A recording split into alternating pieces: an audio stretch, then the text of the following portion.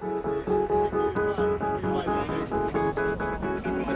and welcome to the next Formula 1 2010 Dev Diary.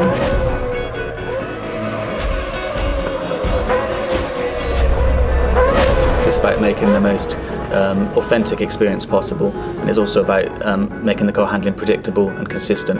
I think there's huge interest in terms of the balance that we have for arcade or simulation handling, and personally my preference has always been to go down the simulation path. You can make a realistic sim easier to play for somebody, but it's very, very difficult to take an arcade handling system and make that appeal to the people that prefer the simulation handling.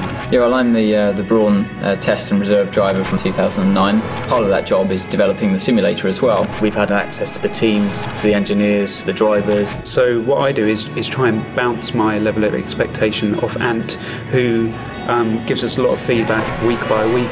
The onboard footage, when you see on TV, they always look incredibly easy to drive. When you're inside the cars, they're so much more twitchy and nervous. That's one thing that's incredibly hard to get right unless you've got someone that's actually driven these cars, especially in the slow speed corners where you have no downforce. As soon as you get them up to high speed, they work in a completely different range. We do want a very simulation experience. You've got the inclusion of aero, which changes the handling of the car completely. We're tailoring the car handling to a very different market, to that Dirt 2 and Grid. You know, they're very different cars, very different handling. It's not just about lapping the circuit, it's about being able to be consistent. The fans of F1 are very passionate and very knowledgeable, and we want to feed them the most authentic experience. And I think it's very important not to blunt the experience of driving a Formula 1 car, but when you start applying the driving aids, to kind of make it accessible without losing the fun parts. You want to make it to the point where it's just playable, to enjoy, but also to be reasonably difficult as well. You can find that point where it's exciting, you're consistent, it's about feeling as though you're that hero driver. We've got the real world numbers. We want the players to experience everything that the driver experiences.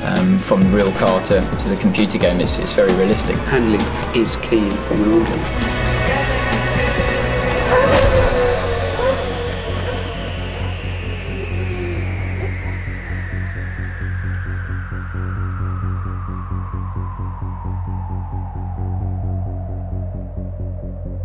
You got the fear.